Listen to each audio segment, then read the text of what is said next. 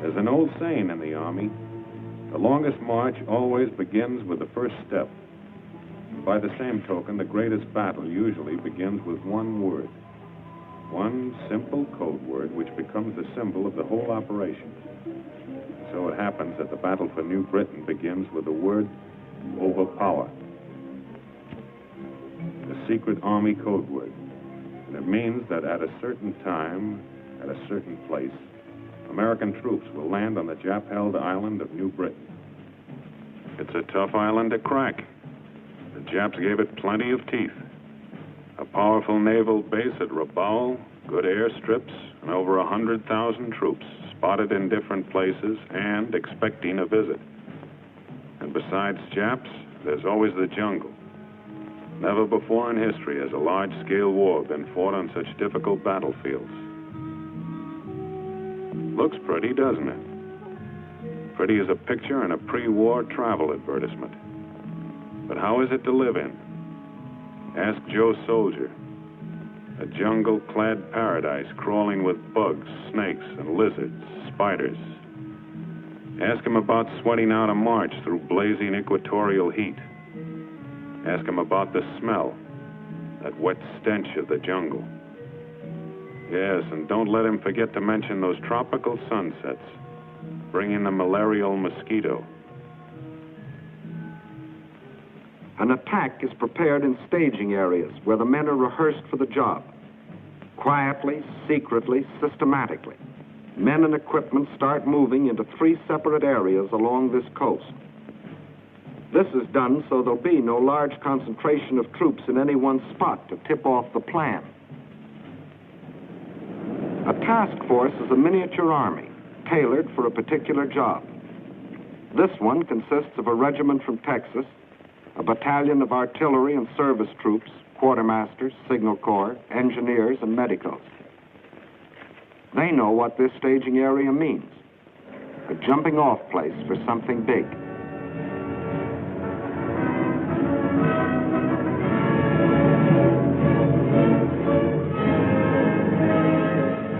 Out here, housekeeping starts from the ground up. You pick yourself a place and start chopping. It used to be hard work mowing the lawn on Sunday afternoons. Try mowing kunai grass with a machete. Meantime, a couple of 100 miles to the north, the 2nd Task Force marches into their staging area to prepare for their part in the operations. These men have seen something of jungle fighting. They're Marines, and they cut their teeth on Guadalcanal.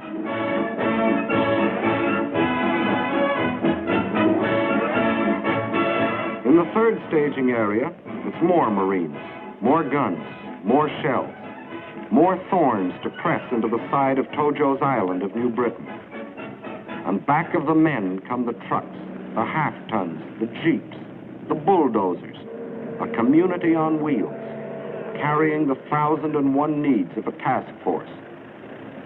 Food for bellies and gun barrels, canvas for cover, wires for communication, the tools of a jungle army.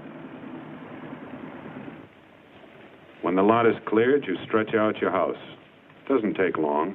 Just fasten the ceiling, get under the center pole, and hoist. And leave plenty of slack on those ropes. The first rain will do the tightening. Nudging out elbow room in this wilderness and getting your stuff across swamps and streams is pretty rugged. But it's good practice for jungle warfare.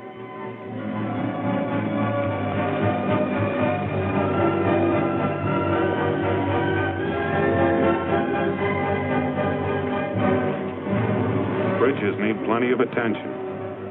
Mountain rains can swell these streams to torrents that can drown a truck. And transportation is important out here. When it comes to jungle construction, you can't beat a fuzzy-wuzzy. Uncle Sam has thousands on his payroll.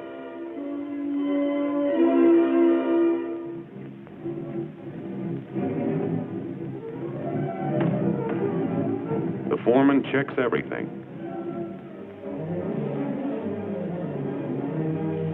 Thatched roofs keep out most of the rain, some of the heat, and none of the bugs.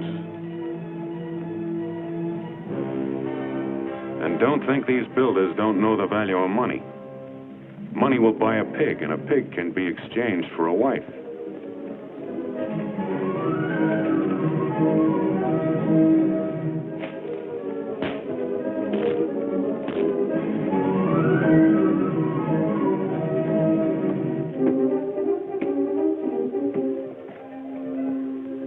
Here's where that Boy Scout training comes in handy.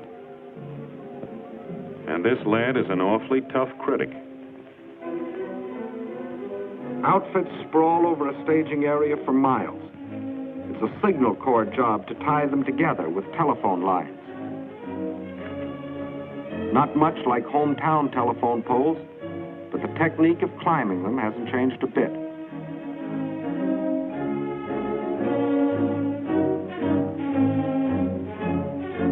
The nerves run back to the brain.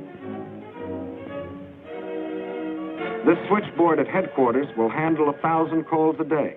Orders, reports, requests, instructions to field phones out where the jungle begins.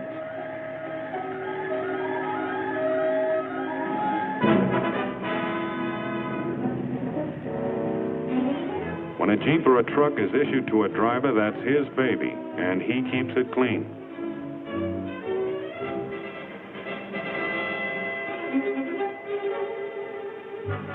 The old swimming hole, jungle style. It's the bath, shower, and laundry combined. First scrub your skin, then scrub the clothes you just took off.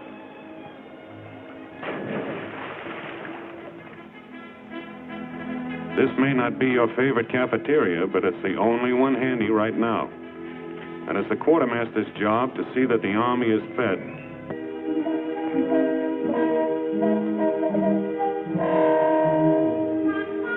There's a mess of vitamins that'll pad your ribs, but don't get us wrong. We still like home cooking.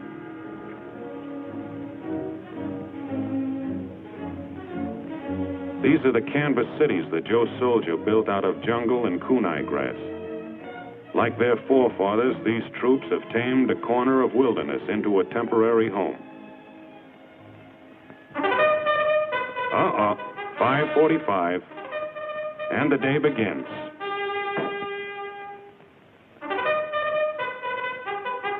A helmet makes a swell wash basin, and you can't do this with a family sink. And now to work. It begins with the task force commander giving the details of the job to the men who are going to do it. There will be 2 landings on New Britain. The first at Arroway, to divert the Japs from the main landing a few days later at Cape Gloucester. Arroway is a peninsula. A small force will make a landing up here in the enemy's rear, they hope, and move down the peninsula to join with the main forces, who will land along here. Complete surprise is the main thing. Hit fast and hard. Gain a foothold before the Japs can move a large force against you. That's what unit leaders are telling them. A soldier has to know what he's supposed to do, where he's supposed to do it, and why.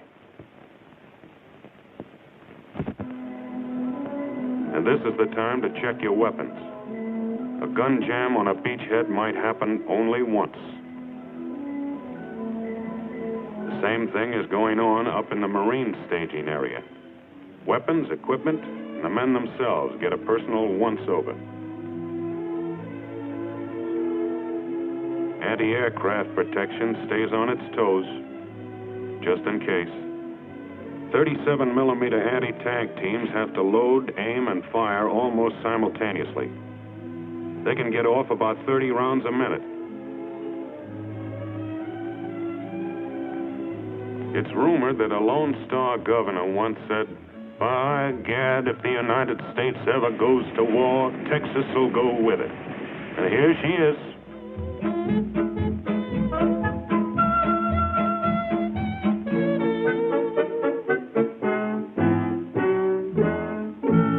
There'll be artillery, too, for knocking out Jap strong points.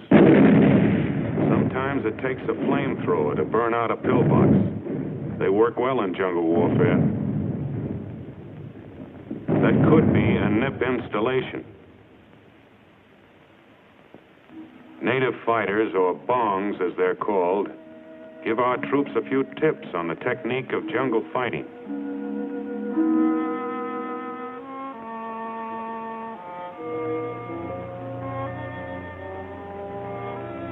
The training is carried out under simulated battle conditions. And soldier, those aren't pebbles hitting the stream. You've got to know how to fire at sounds, too. Because jungle fighters seldom see each other alive. The last stages of training begin aboard the ships that will carry the troops to their mission. This practice ends in a full-dress rehearsal.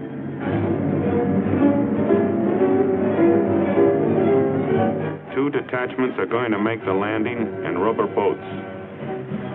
It takes a lot of practice to handle these. It's dangerous, plenty dangerous. No protective armor, no more speed than your own paddle power.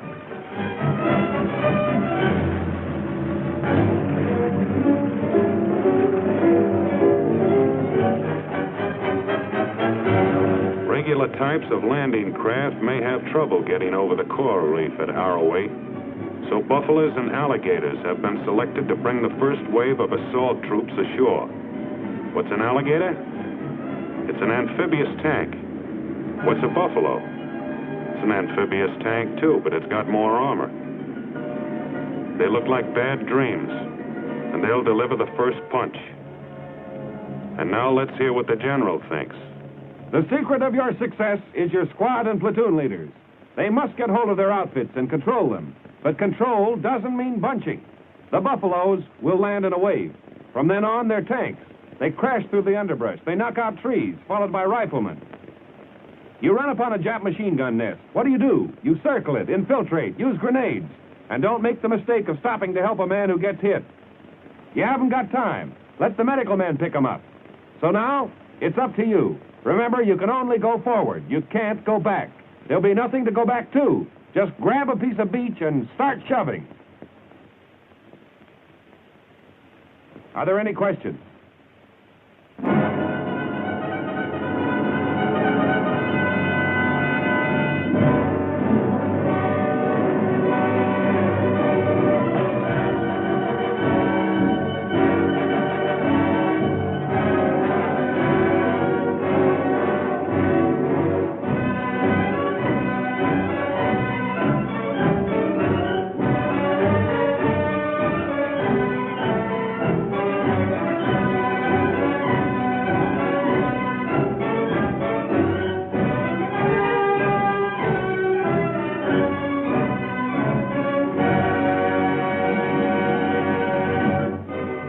Comes the parade of men and supplies, the loading, the checking, the counting, the packing.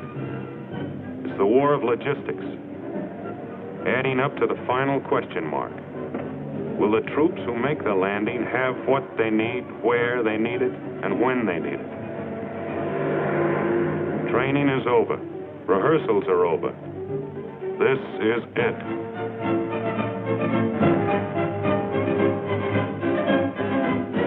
Remember, this is only one of 3 task forces, and it's going to make the landing at Arroway a few days ahead of the big staff at Gloucester.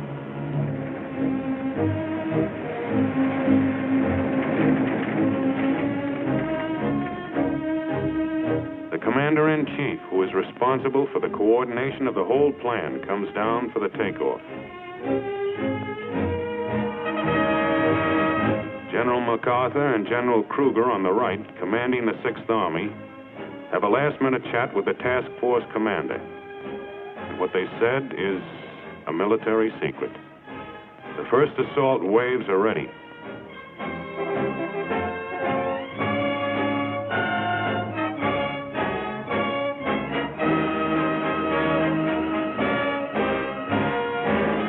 Time doesn't even wait on generals. And time is running out. This is goodbye, and good luck.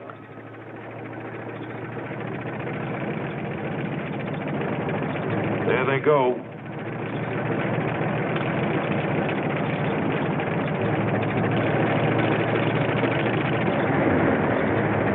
The buffaloes and alligators are going to load on the mothership.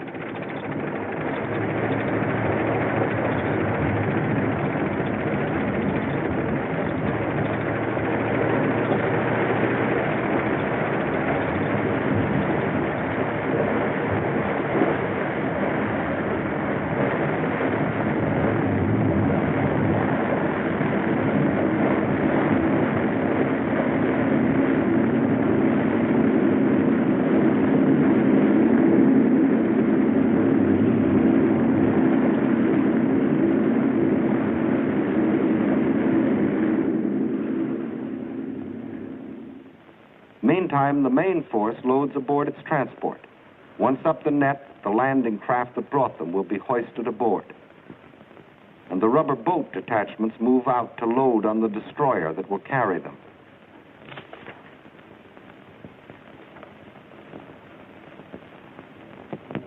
The convoy is on its way to meet its naval escort. This is D-Day -1. The men know that means the day before invasion.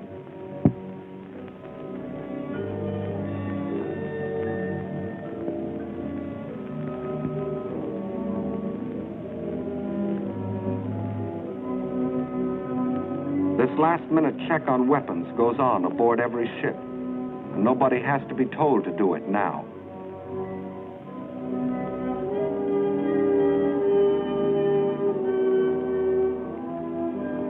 Ammunition to fight malaria. It's the daily atabrine pill.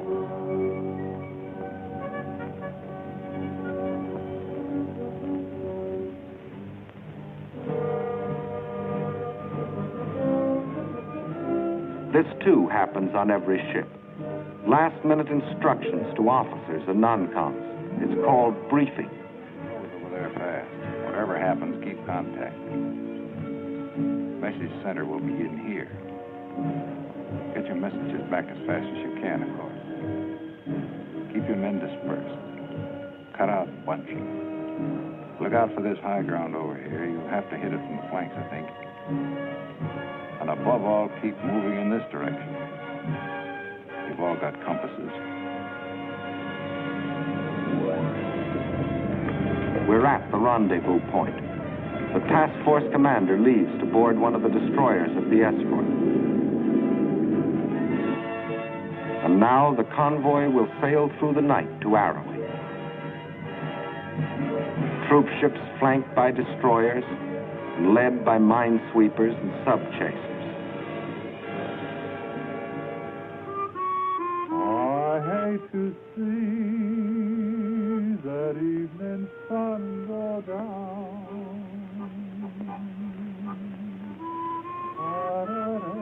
Tomorrow belongs to the headlines in hometown papers, to the radio commentators, and the casualty lists. But these few hours belong to each man to spend as he likes.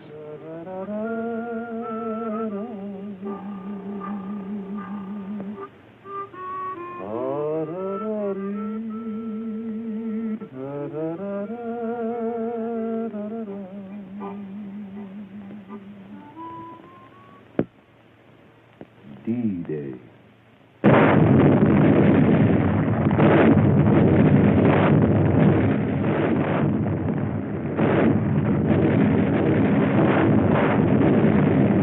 Under the protection of the naval barrage, the first assault waves keep circling, awaiting the order to start in.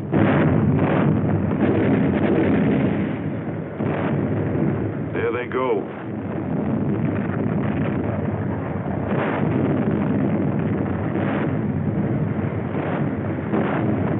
Jap plane.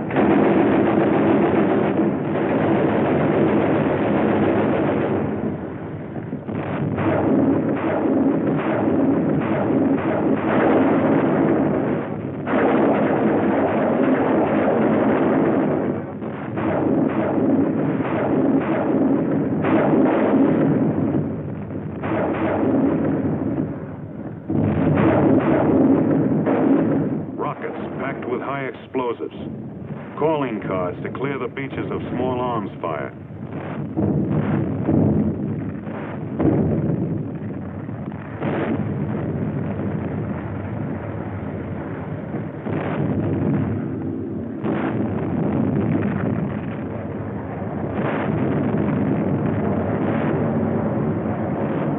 More planes coming.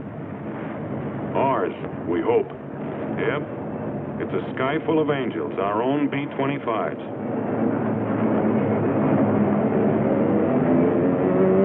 Now it's the Air Force's turn, and they know their way around. They've been softening it up for days in advance.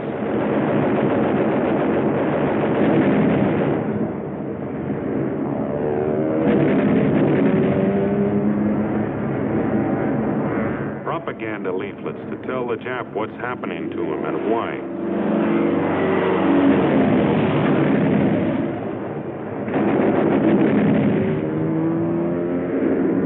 The naval barrage drove most of the Japs off the beaches up on the cliff. And that's where the planes work them over.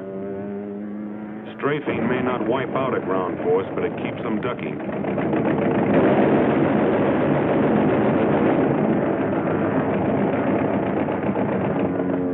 The landing place. The first casualty, result of a Jap machine gun burst. It's safe to raise your head and look at the shore now. And here's why.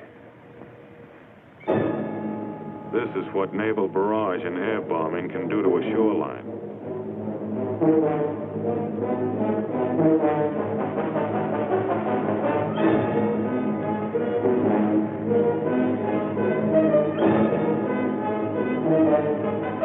Remember, you can only go forward. You can't go back. There'll be nothing to go back to. Just grab a piece of beach and start shoving. Still a few snipers around.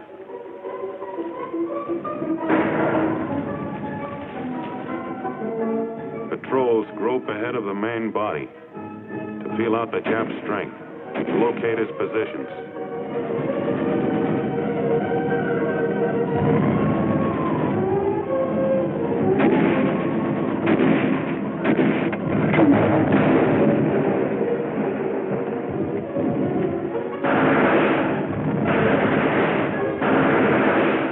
Troops keep advancing.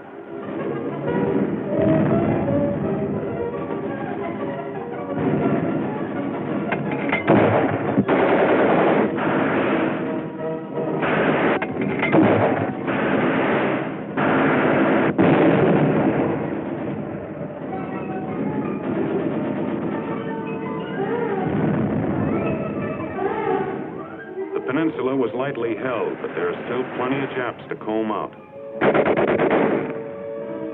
You don't see many, except this kind.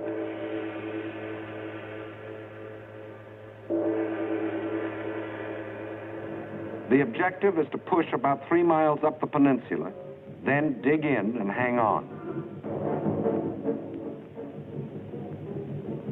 More and more troops are fed up to the rapidly advancing front by jeeps,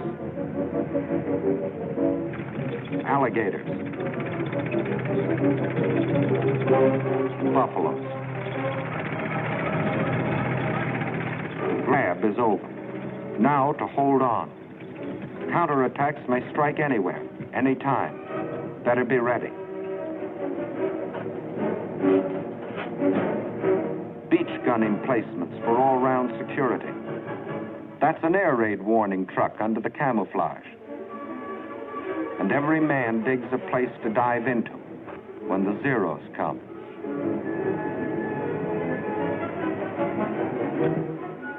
Communication keeps pace with combat. Switchboard and message center open for business.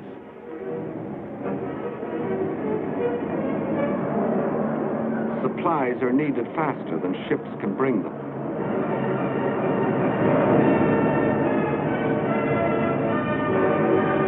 Parachute-borne ammunition coming down.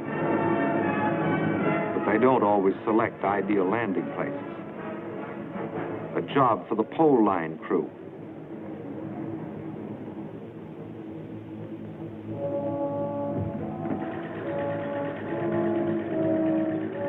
That dirty pool is being converted into drinking water by the Engineer Water Purification Unit.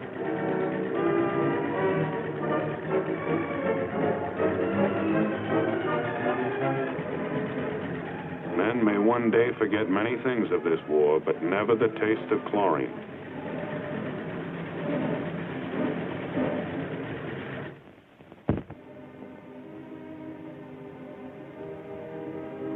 Casualties from the front get attention in the surgical tent. The man on the table got a shell fragment in the leg. Enemy planes.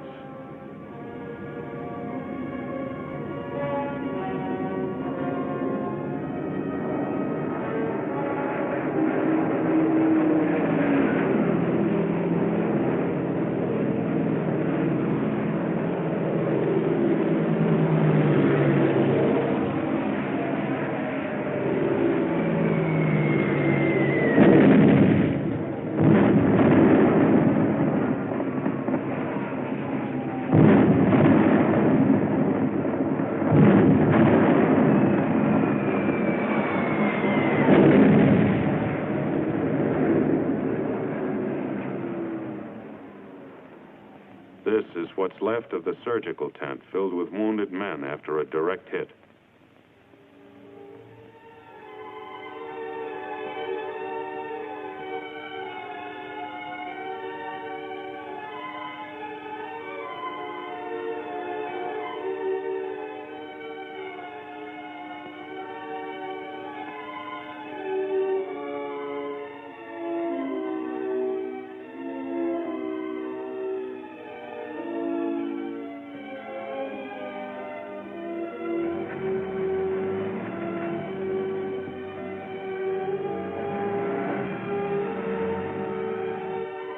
For these men, the roads are longest. Having received emergency treatment, the wounded are evacuated to hospitals in New Guinea. This landing was a complete surprise to the Japs, so resistance was light, except at the upper end of the peninsula where the rubber boats went in before dawn. They met heavy machine gun fire before they could reach the beach. The boats were destroyed. The men were scattered. They just couldn't swim and fight at the same time. But the main landing is successful. The Japs have been driven back up the peninsula. The beachhead is established. The task force commander is ready to make his report.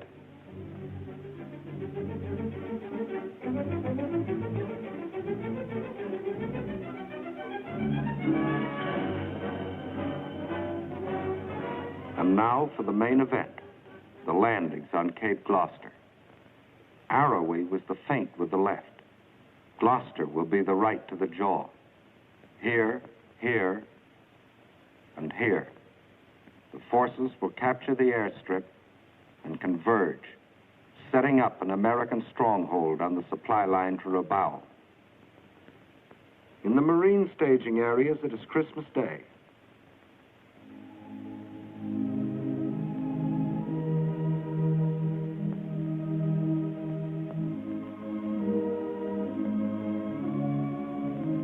The last mass before sailing for Gloucester.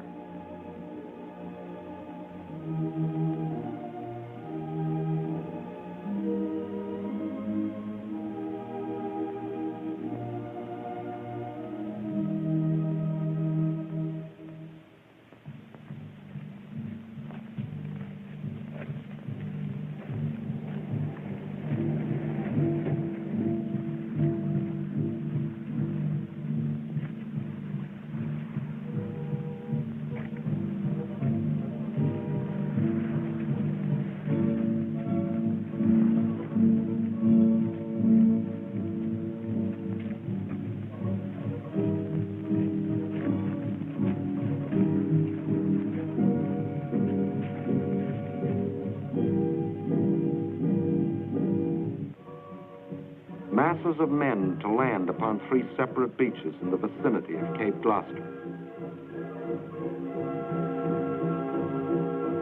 This is to be the main effort. It is an army made up of two task forces in the teeth of known Jap power.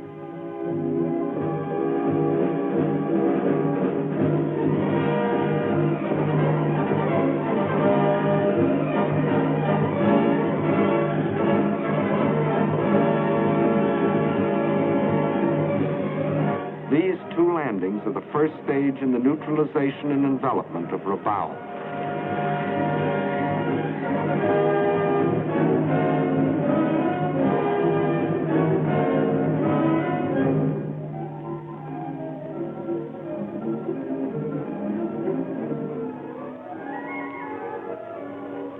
On Christmas night, a vast convoy sets out.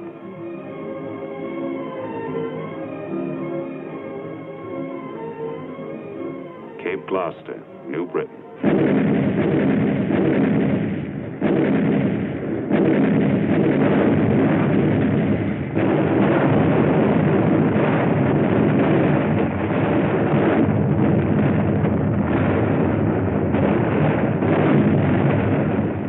Nearing the height of the naval bombardment, the first assault load into Higgins boats.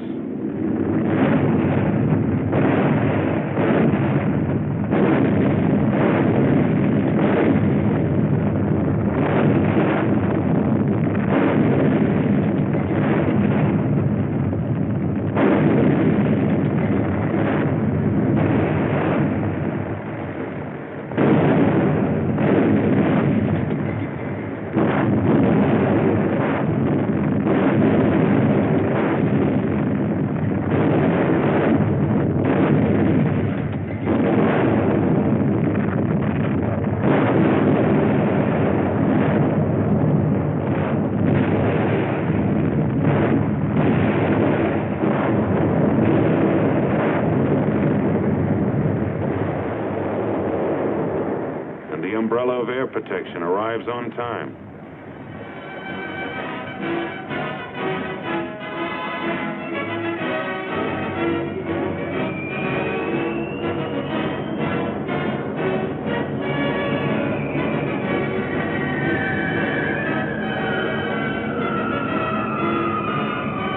Back at the beaches, the jungle crawls with Japs. They're dug in and well fortified, but not against this.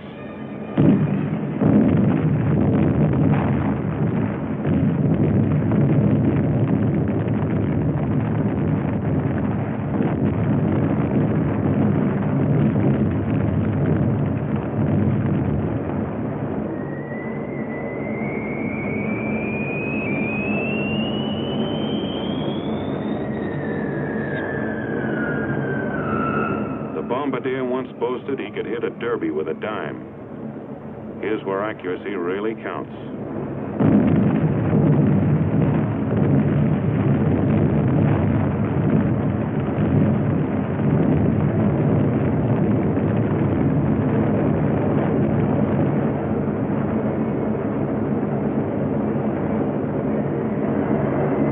Just back of the beaches, but not too far in.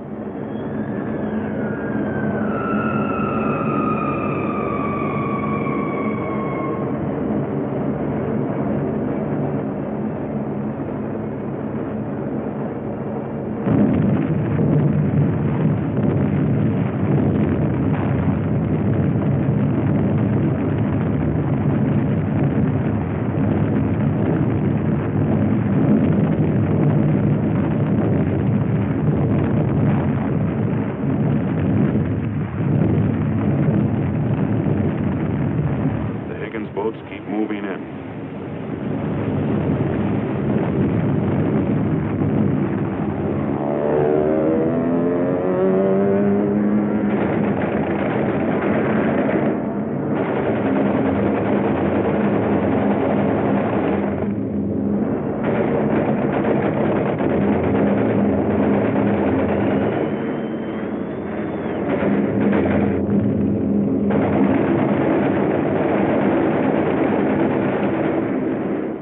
Under this air cover, the invasion fleet creeps forward.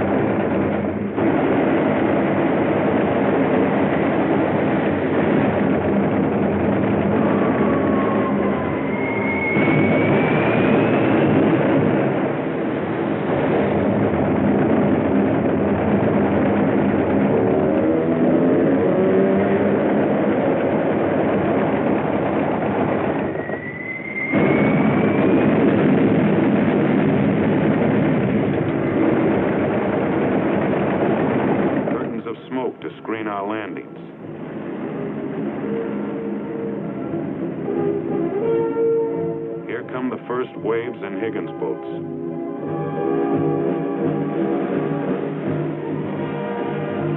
Not ghosts from Pearl Harbor, but American boys. Tom, Dick, and Johnny. The boys who used to play baseball in the vacant lot on Saturday afternoons. The youngsters that drove jalopies and sang the popular songs. You may have wondered sometimes if they'd ever amount to anything. Well, here they are, giving everything they've got. This is jungle. These assault waves are like a hand stretched out in a dark room, feeling their way. If they are stopped here, the main force landing behind them is stopped too.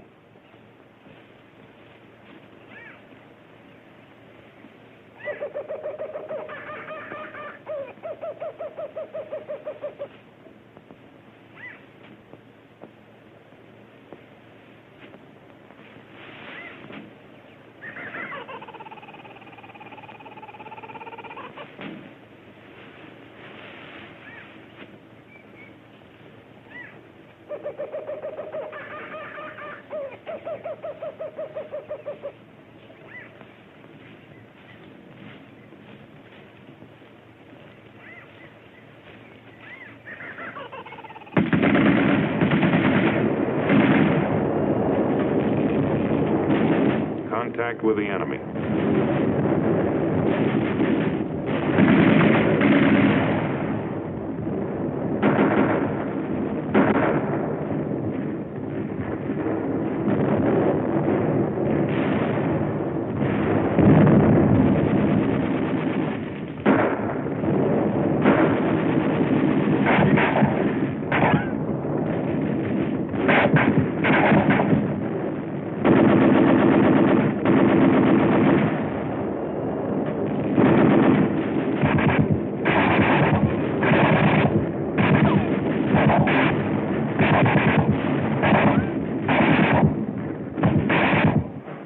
Come the landing craft infantry, called LCIs. They're bringing the main fighting strength to back up the assault wave.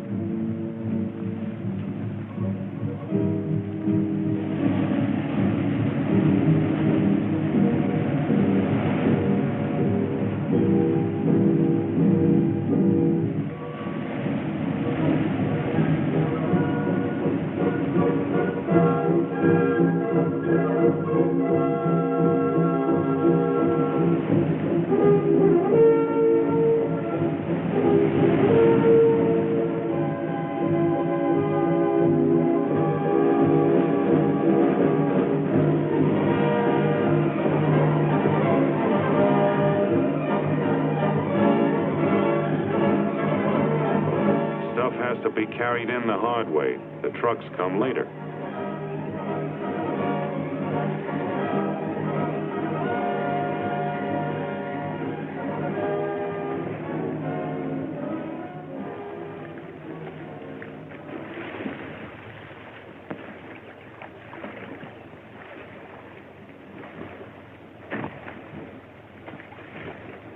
Digging in, up at the front.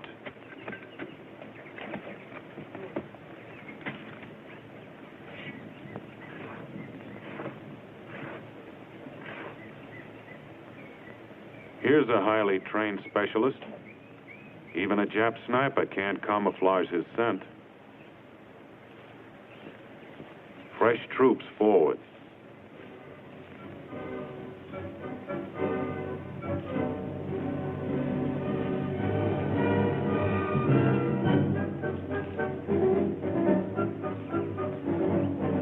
Wounded to the rear.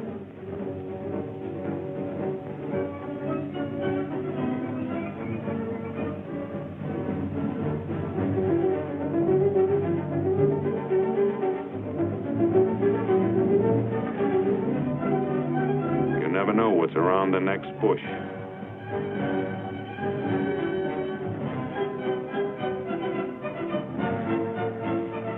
Dead dead Japs aren't always dead. Better be sure.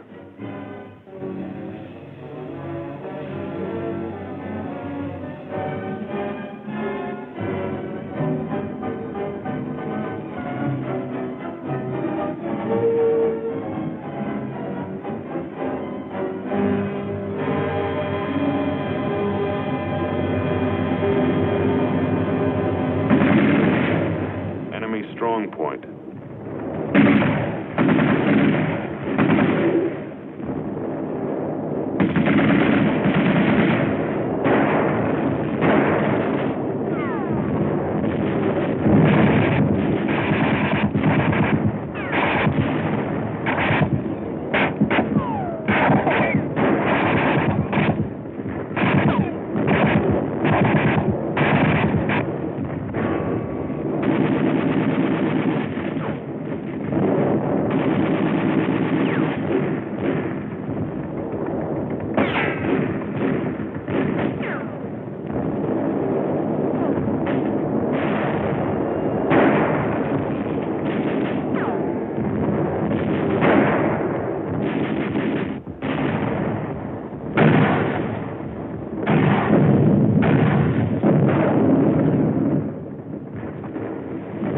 Bazooka. It's a hand-carried rocket gun.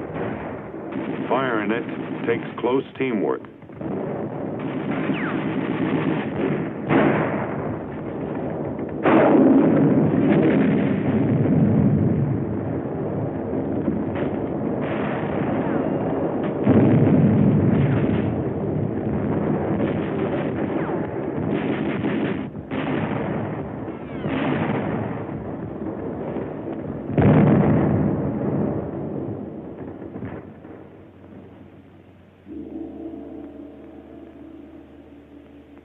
Hand grenades, mortars, bazookas, and flamethrowers did this.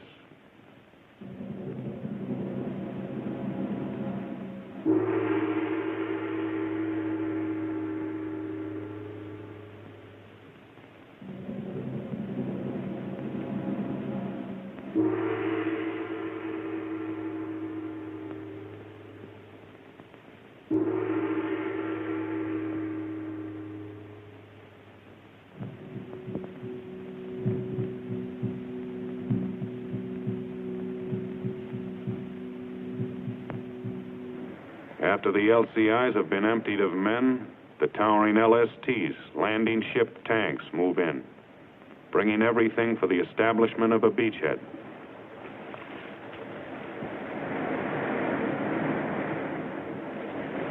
This succession of ships, all in their proper order, thousands of men and tons of supplies have but one purpose: to keep a thin line of riflemen fighting their way forward into the jungle.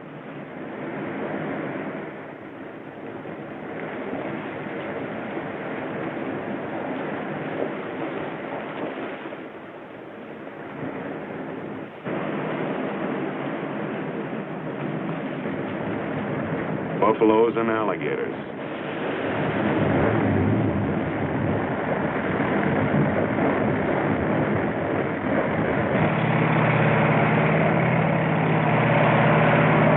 Mechanized sledgehammers, smashing holes in the jungle wall.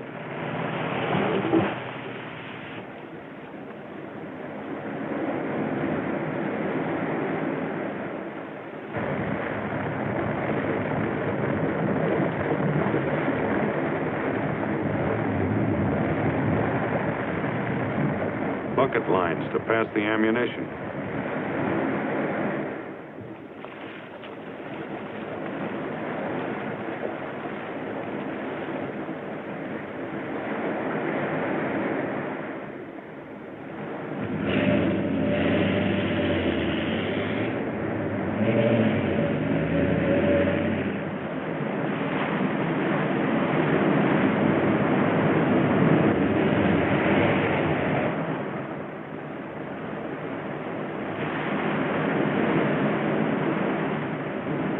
Jeeps do a lot of things, but they can't swim.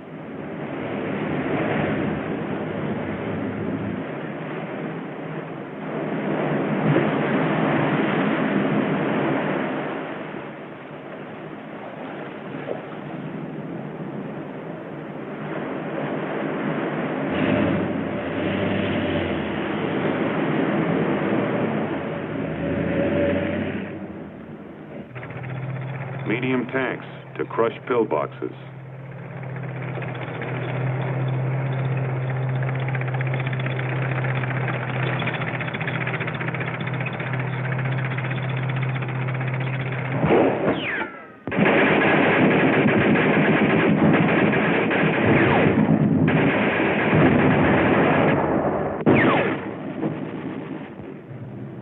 An hour or two later, the trucks roll in.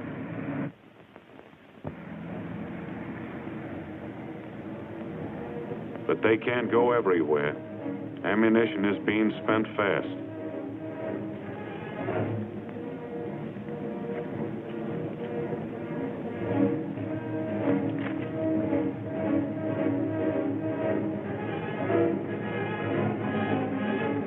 For every finger squeezing a trigger, there are 100 others pulling, hauling, and carrying.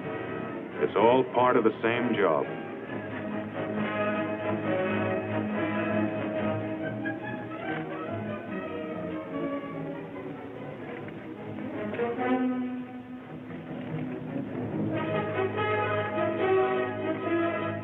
That's barbed wire they're carrying.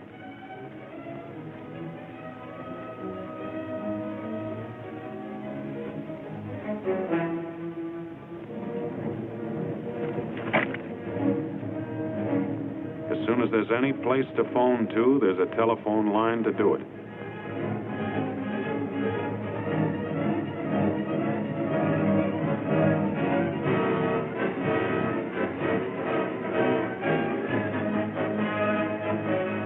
Protective line against counterattack must be prepared.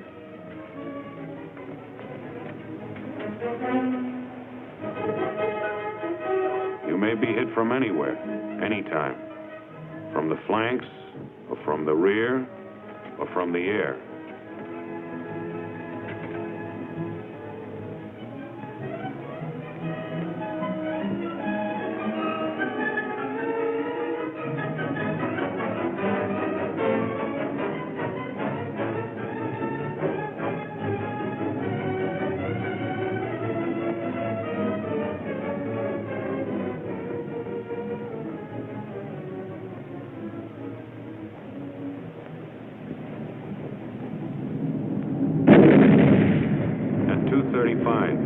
Enemy dive bombers.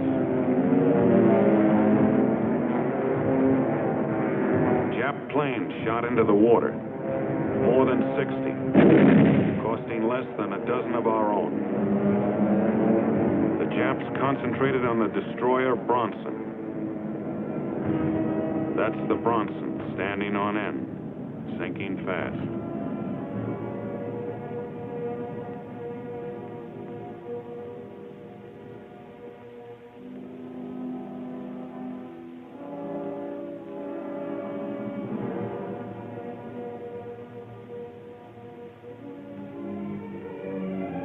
But among the floating wreckage are survivors.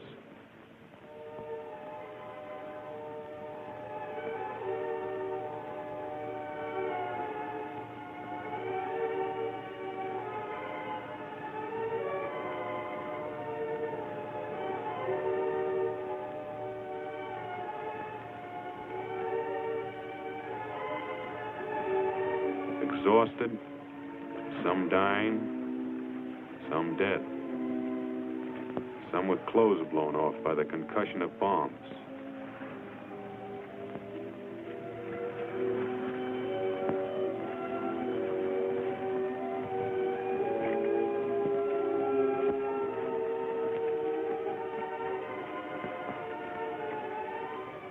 These are a part of 208 survivors who will remember the Bronson when they fight again. Back at Gloucester, it had begun to rain.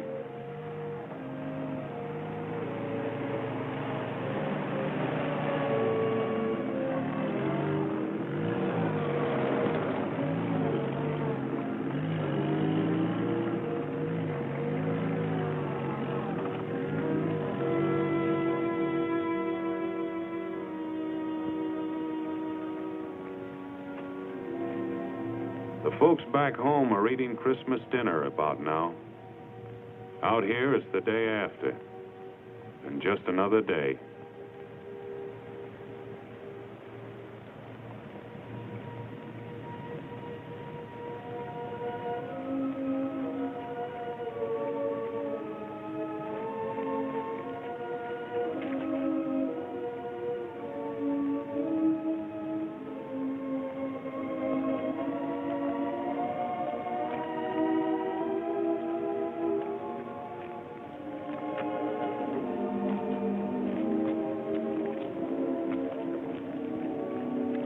Just one more enemy. Mud.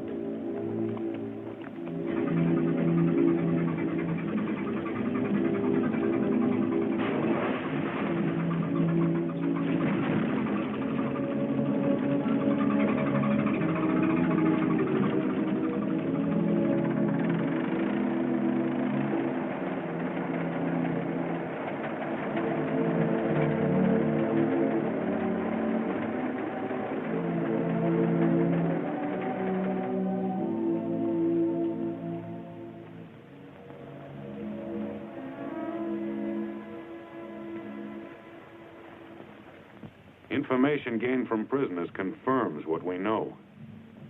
The advance is nearing its main objective.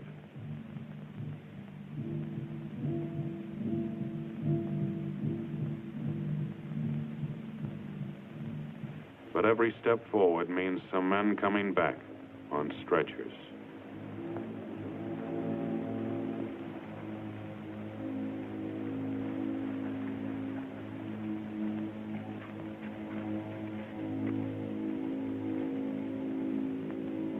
Sometimes it takes too long for the stretchers to arrive.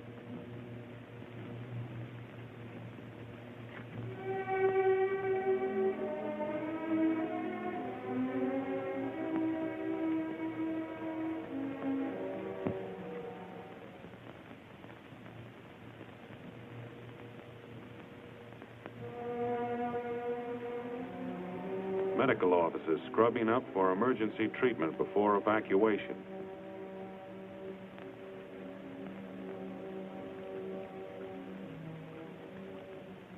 The country doctor, the city surgeon, working together 25 hours out of the 24.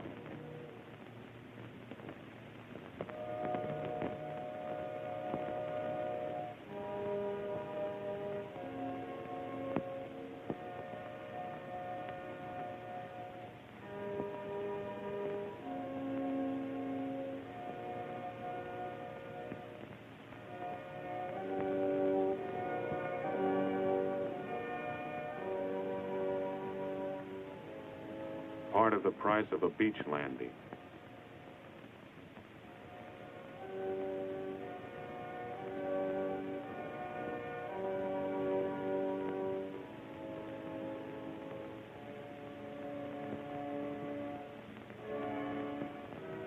Yes, it's a wounded Jap, receiving decent treatment and a cigarette.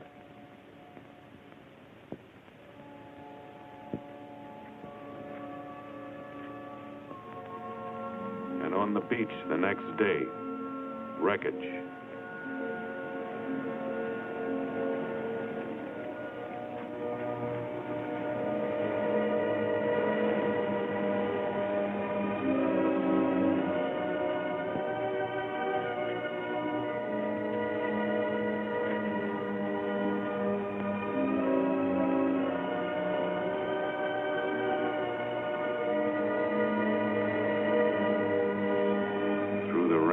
Darkness of enemy waters, they're going back to hospitals in rear area.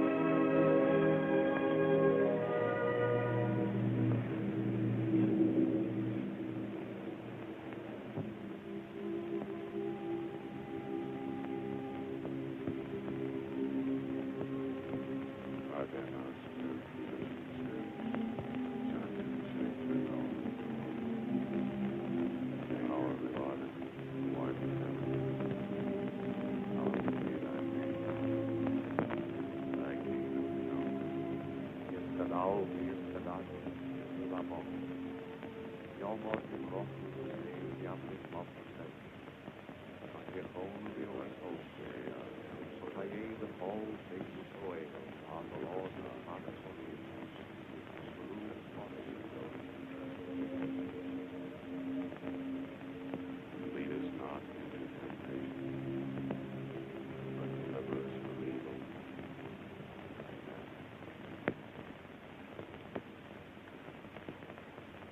Fire! Fire! Fire!